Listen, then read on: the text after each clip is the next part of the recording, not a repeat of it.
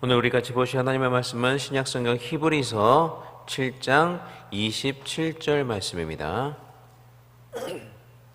신약성경 히브리서 7장 27절 말씀입니다.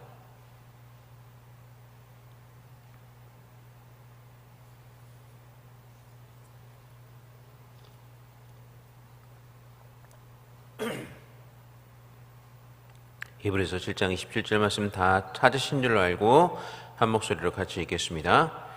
그는 저 대제사장이 먼저 자기 죄를 위하고 다음에 백성의 죄를 위하여 날마다 제사 드리는 것과 같이 할 필요가 없으니 이는 그가 단번에 자기를 드려 이루셨음이라. 아멘. 지난주에 살펴본 도르트 신조 제2항 2장은 하늘을 두루마리 삼고 바다를 먹물 삼아도 다 기록할 수 없는 놀라운 하나님의 사랑과 자비에 관해서 이야기를 합니다. 하나님은 자비의 하나님이시기도 하지만 그러나 또한 공의의 하나님이시기도 하십니다. 그렇기 때문에 창조주이시며 모든 만물의 주인이신 하나님은 피조물인 인간의 범죄로 인해서 하나님 자신의 공의가 훼손당했을 때 그것을 그냥 두고만 보실 수는 없었습니다. 죄의 삭은 사망이다. 너희가 선악과를 따먹는 날에는 정령 죽으리라 라고 말씀하셨던 것처럼 인간은 그 죄에 대한 형벌을 받아야만 했습니다. 이 땅에서 일시적인 어떤 형벌뿐만 아니라 영원한 형벌, 즉 영원한 사망이라는 형벌을 받아야만 했습니다. 그런데 공의의 하나님이시기도 하시지만 자비의 하나님이시기도 하신 우리 주님은 인간이 이렇게 멸망당하는 것을 그냥 두고만 보실 수는 없었습니다. 그런데 이 형벌에서 면제를 당하려면 인간들이 그 형벌에 대한 보상을 제공을 해야 됩니다. 근데 인간들 스스로는 절대로 그 형벌을 보상할 수가 없었습니다. 그렇기 때문에 하나님께서는 자신의 공의를 자기 스스로 만족하고 보상하게 하시기로 작정을 하셨습니다. 인간이 할 수 없으니까 하나님이 대신 해 주시기로 하신 것이죠.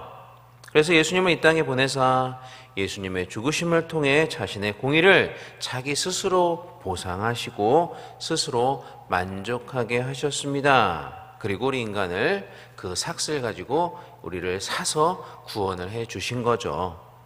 그야말로 정말 어처구니 없는 은혜요, 어메이징 그레이스라 아니할 수가 없습니다. 계속해서 도르트 신조는 예수님의 죽으심의 의미와 가치에 대해서 제2항 3장에서 이렇게 말을 하고 있습니다. 하나님의 아들의 죽으심은 죄를 위한 유일하고도 가장 완전한 희생이며 죄에 대한 만족입니다. 그의 죽으심은 세상의 모든 죄를 다 사하고도 충분할 만큼의 무한한 가치를 지니고 있습니다. 먼저 신조는 예수님의 십자가에서의 죽으심을 죄에 대한 유일한 희생이다라고 이야기를 합니다. 이 말은 예수님만이 우리의 죄를 구원해 주실 수 있는 유일한 분이다라는 그런 말이죠. 그래서 사도행전을 보시면 베드로가 대제사장인 안나스와 가야바 그리고 대제사장의 문중들 앞에서 이렇게 말하는 것을 볼 수가 있습니다. 사도행전 4장 12절에 보시면 이렇게 이야기를 하죠. 다른 이로서는 구원을 받을 수 없나니 천하 사람 중에 구원을 받을 만한 다른 이름을 우리에게 주신 일이 없음이라. 천하 사람 중에 구원을 받을 만한 다른 이름을 우리에게 주신 일이 없다. 즉 예수님 이외에는 다른 구원의 길은 없다라고 명확하게 베드로가 이야기를 하고 있는 것입니다. 왜 그렇습니까? 오직 예수님만 인류의 죄를 해결하실 수 있는 유일한 희생 제물이 되실 수가 있었기 때문이죠. 그래서 우리는 우리 주님만이 길이요 진리요 생명이시며 우리 주님을 말미암지 않고는 아무도 하나님께로 갈 수 없다, 즉 구원받을 수 없다라고 고백을 하는 것입니다. 때로는 세상 사람들이 이렇게 이야기하는 우리를 굉장히 독선적이다라고 말을 하곤 합니다. 왜냐하면 그들이 보기에는 다 좋은 일을 하자, 다 착한 일을 하자라고 모든 종교가 다 비슷한 이야기를 하는데 우리에게만 구원이 있다라고 말하기 때문에 너희는 굉장히 독선적이라는 거죠. 그렇지만 여러분, 그것은 어떻게 구원을 받는지를 그들이 잘 모르기 때문입니다. 방금 말씀드린 그 구원의 진리를 그들이 알지 못하기 때문에 그저 그렇게만 살면, 착하게만 살면 구원을 받겠지라고 생각하는 사람들이 하는 말이라는 말이죠. 그렇지만 성경은 구원은 그렇게 착하게만 살아서는 받는 것이 아니라고 이야기를 합니다. 성경은 분명하게 말하기를 우리의 죄의 문제가 해결되지 않는 한 우리의 죄에 대한 만족과 보상이 이루어지지 않는 한 구원은 없다라고 분명히 이야기를 하고 있습니다. 착하게 사는 것 당연히 중요하죠. 우리는 하나님의 자녀답게 선한 열매를 맺으며 살아가야 됩니다. 빛과 소금으로서의 사명을 잘 감당하며 살아가야 합니다. 그러나 그것은 여러분, 구원을 받은 이후의 삶에 관한 태도를 말하고 있는 것입니다. 그것을 통해서 구원을 받을 수는 없는 겁니다. 구원은 오직 예수 그리스도를 통해서만 받을 수가 있는 것이죠. 그분만이 인류의 죄를 대속할 수 있는 유일한 속죄 제물의 자격을 갖추고 계신 분이기 때문입니다. 그 자격이 무엇인지에 대해서는 다음 시간에 좀 더 자세하게 말씀을 드리도록 하겠습니다. 그렇기 때문에 우리는 우리 기독교에만 구원이 있다라고 이야기를 하는 것이죠. 죄를 해결할 유일한 희생 제물의 자격이 되신, 그래서 그렇게 유일한 희생 제물이 되신 분을 우리가 우리의 주님으로 믿고 의지하고 있기 때문입니다. 이것은 독선적이다라고 말할 차원의 문제가 아니라 그저 우리는 진리를 말하고 있을 뿐입니다. 우리만 그 진리를 알고 있기 때문이죠. 그러나 하나님께서 이러한 믿음을, 우리와 같은 믿음을 주시지 않은 자들은 이러한 구원의 진리를 알 수도 없고 믿을 수도 없습니다. 그래서 우리를 독선적이다라고 비난을 하는 거죠. 그렇게 비난하는 자들에게 우리는 우리 구원의 이유, 우리 구원의 증거를 당연히 그들에게도 이야기해 줄, 그렇게 증거할 필요가 있습니다. 그러나 그럼에도 그들이 믿지 않는다면 그것은 이제 어쩔 수가 없는 문제입니다. 하나님께서 믿음을 주시지 않았기 때문에 결국 가는 길이 다르다는 거죠.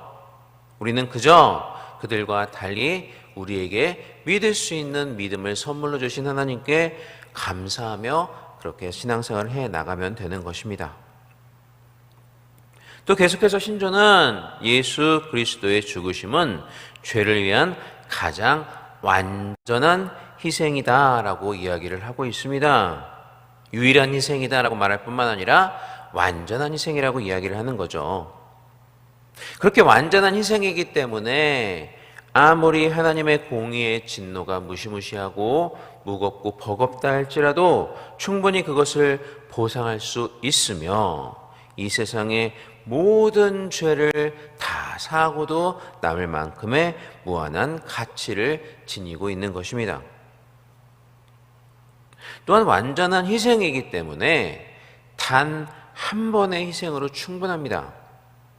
구약시대의 불완전한 제사와 같이 그렇게 여러 번 드릴 필요가 없다는 거죠. 구약의 그런 제사와는 차원이 다른 완전한 희생이고 완전한 제사이기 때문입니다. 한 번이면 충분하다는 겁니다. 예수님이 오시기 전 구약시대에는 앞으로 오실 예수님을 예표하면서 소와 양과 같은 동물들을 그렇게 죽임으로써 인간의 죄를 대신하였습니다. 그런데 그런 구약의 제사는 그것들이 비록 예수 그리스도의 죽으심을 예표하는 것이라 할지라도 여전히 임시적이고 불완전할 수밖에 없었습니다. 무엇보다도 그러한 제사들은 단회적이었어요. 그러니까 한 번 죄를 지은 것에 대해서 한 번 제사를 지내면 그 효력이 다음번 죄에 미치지 않는다는 거죠. 죄를 지을 때마다 제사를 드려야 했단 말입니다. 계속해서 동물들이 인간이 죄를 지을 때마다 인간을 대신해서 죽어야 했단 말이죠. 그러다가 예수 그리스도께서 오셔서 십자가의 죽으심을 통해 인류의 모든 죄, 즉 과거의 죄뿐만 아니라 현재와 미래의 모든 죄를 보상하시고 하나님의 공의를 완전하게 만족해 하셨습니다. 이것에 대해서 히브리서 기자는 오늘 읽었던 오늘 본문 말씀에서 단번에라는 표현을 통해 예수 그리스도의 속죄가 얼마나 완전한가를 우리에게 강조를 하고 있습니다. 오늘 우리가 읽었던 히브리서 7장 27절 본문 말씀을 다시 한번 읽어보겠습니다. 자, 시작. 그는 저 대제사장들이 먼저 자기 죄를 위하여 다음에 백성의 죄를 위하여 날마다 제사 드리는 것과 같이 할 필요가 없으니 이는 그가 단번에 자기를 드려 이루셨음이라. 아멘.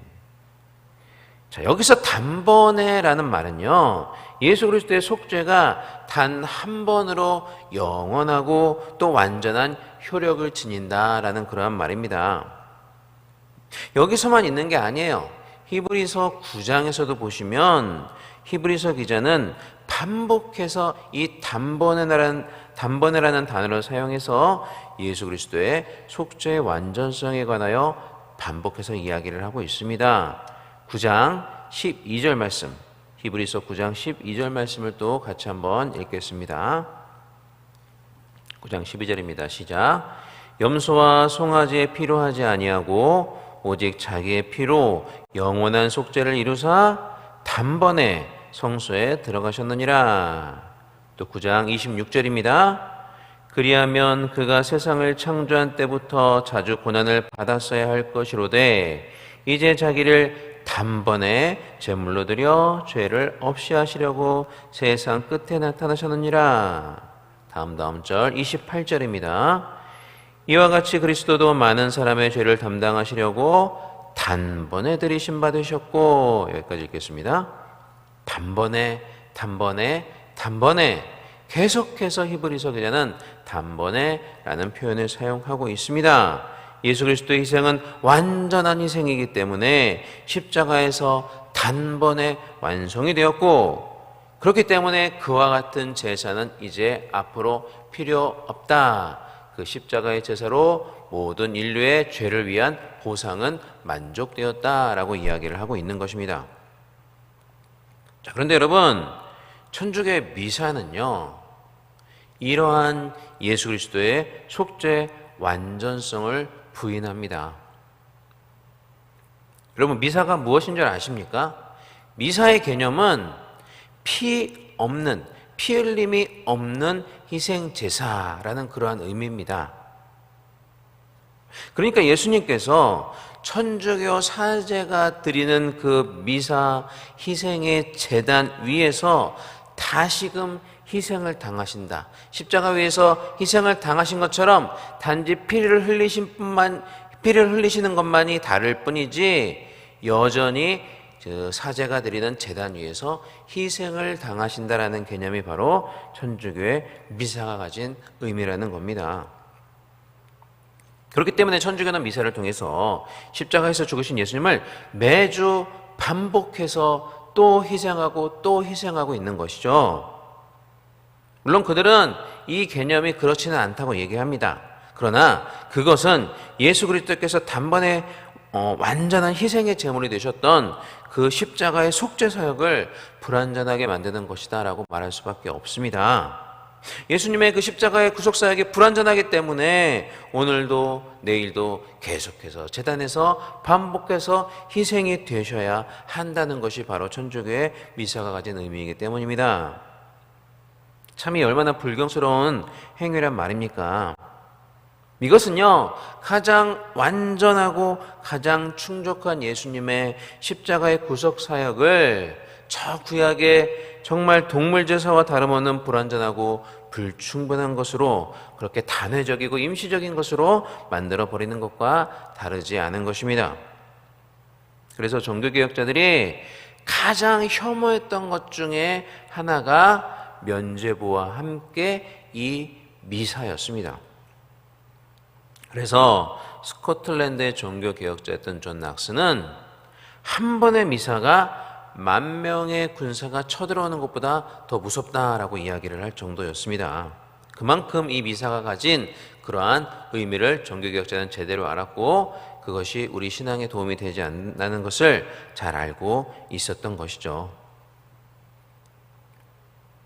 예수 그리스도의 십자가 사건 이후의 시대를 살아가는 저와 여러분은 오늘도 여전히 죄를 짓고 살아갑니다. 그러나 우리가 지금 짓고 있는 죄, 그리고 앞으로 또 지을 죄마저도 주님은 2000년 전 십자가에서 그 완전한 희생을 통해서 단번에 사하여 주셨습니다. 그리고 우리는 그 주님의 희생을 의지하여 오늘도 죄를 짓고 내일도 죄를 짓지만 그럼에도 그 희생에 의지하여 하나님 앞에 우리의 죄를 고백하며 용서를 빌면서 주님 앞에 담대히 나와 설 수 있는 은혜를 받게 되는 것입니다. 여러분, 만약에 그렇지 않았다면, 그 완전한 예수님 그리스도의 희생이 없었다면 저와 여러분은 마틴 루터가 그러했던 것처럼 언제 하나님께 심판받을지 알 수 없어서 오늘도 벌벌 떨면서 두려워하는 삶을 살았을 것입니다.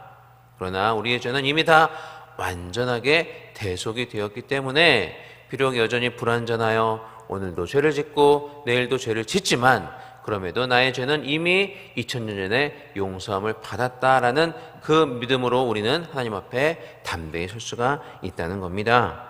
이 얼마나 감사한 은혜란 말입니까? 우리가 이 은혜를 바로 알고 제대로 감사하는 삶을 살아야 하겠습니다. 그러한 저와 여러분이 될 수 있기를 주님의 이름으로 간절히 축원합니다. 네, 기도하겠습니다. 사랑과 내가 만나신 우리 하나님 아버지 은혜와 사랑을 진심으로 감사를 드립니다. 우리의 피곤한 몸을 오늘 이 새벽에도 깨워주시고 이렇게 주님의 귀한 존전 앞에 나와서 저는 유튜브를 통해서 하나님 앞에 예배드리고 하나님 앞에 감사드릴 수 있는 은혜의 시간을 허락하셔서 진심으로 감사를 드립니다. 또한 말씀을 통해 우리에게 귀한 은혜를 허락하심에 감사합니다. 2000년 전 십자가에서 단번에 이루신 완전한 희생 자세를 통해서 우리의 모든 죄를 사하여 주시고 우리로 하나님 앞에 담대히 설 수 있도록 함께 하여 주신 주님의 은혜에 진심으로 감사를 드립니다. 비록 여전히 죄를 지으며 하나님을 늘 배반하며 살아가는 우리들이지만 그 은혜를 힘입어 오늘도 이렇게 주님의 귀한 존전 앞에 나왔습니다. 주여, 오늘 하루도 우리에게 필요한 은혜를 베풀어 주옵소서. 그리고 우리로 날마다 주님 안에서 살아가는 귀한 우리가 될 수 있도록 주님 역사하여 주시옵소서. 또 하나님 아버지, 주님 앞에 나올 때 빈손으로 나오지 아니하고 귀한 예물 드린 우리 믿음의 권속들이 있습니다. 여러 가지 감사의 제목을 담아서 감사의 헌금을 주님 앞에 올려드립니다. 또 정해진 순서에 따라 1000번째 헌금을 주님 앞에 올려드립니다. 하나님 아버지, 이 귀한 예물들이 쓰이는 곳마다 하나님의 놀라운 은혜와 영광만이 드러나게 하여 주시고 귀한 예물 드린 이 믿음의 성도들의 귀한 마음과 그 뜻과 정성을 주님께서 다 아시오니 하나님 기뻐 받아주시고 그들이 더욱더 많은 것들을 기쁨으로 드릴 수 있도록 모든 그들의 필요와 그들의 필요한 것들을 채워주시고 주님 함께하여 주시옵소서. 주님, 이 모든 말씀 우리 주 예수 그리스도의 이름으로 간절히 기도하옵나이다. 아멘. 하늘에 계신 우리 아버지여, 이름으로 기억에 받으시오며 나라의 마옵시며 뜻이 하늘에서 이루어진 것 같이 땅에서도 이루어지이다.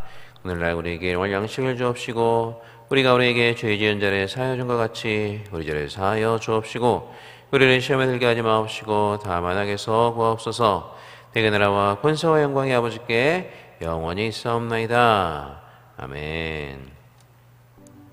이 시간 우리 합심하여 다 같이 기도하도록 하겠습니다. 이 시간 기도할 때 먼저 우리 교회와 담임 목사님을 위해서 기도해 주시기를 바랍니다. 오늘 거룩한 주일입니다. 각 처소에서 여러 번 예배가 드려질 터인데 각 처소에서 드려지는 모든 예배가 하나님께서 기뻐 받으시는 거룩한 하나님께서 함께 하시는 신령과 진정의 예배가 될 수 있도록 하나님께서 함께하여 주시고, 이 예배를 통해서 주님께만 영광이 될 수 있도록 위해서 기도해 주시기를 바랍니다.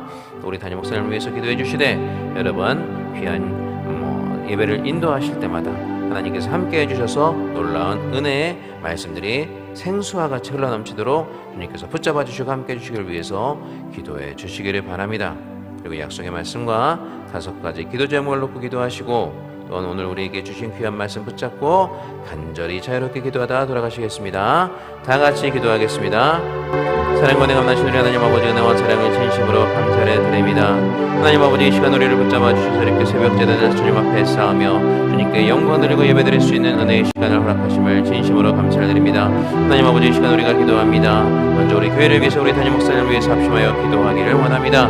오늘 거룩한 주일 저희가 주님 앞에 나아옵니다.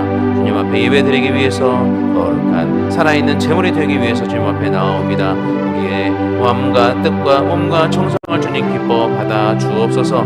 우리가 드리는 모든 예배가 하나님 앞에 기쁘게 상달되는 아름다운 예배가 될 수 있도록 도와주시고, 하나님 아버지 성경과 진리로 함께 하사 우리의 예배를 주님께서 기쁘게 훈명하여 주시고, 우리가 하나님 앞에 영광 돌릴 수 있도록 주님 우리의 모든 예배 가운데 함께 하시고 인도하여 주시며, 또한 특별히 우리 담임 목사님을 주님께서 붙잡아 주셔서 귀한 말씀 선포하실 때마다 능력의 말씀이 생수와 같이 강단에서 흘러넘칠 수 있도록 주님 인도하시고 함께하여 주옵소서. 주님 붙잡아 주시고 역사하여 주시옵소서.